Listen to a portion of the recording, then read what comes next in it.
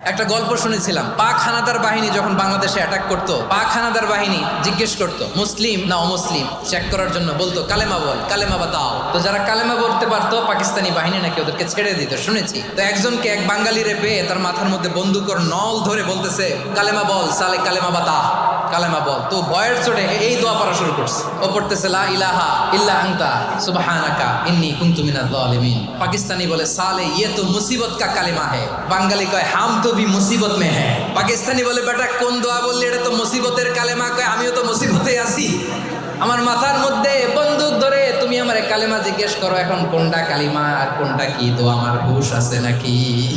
লা ইলাহা ইল্লা আনতা সুবহানাকা ইন্নী কুনতু মিনাজ জালিমিন। বিষ্ণুই বললেন দেয়ালে পিঠ থেকে গেলে, চোখে মুখে অন্ধকার, বাঁচার কোনো উপায় নাই, তখন এই দোয়াটা পড়তে হবে।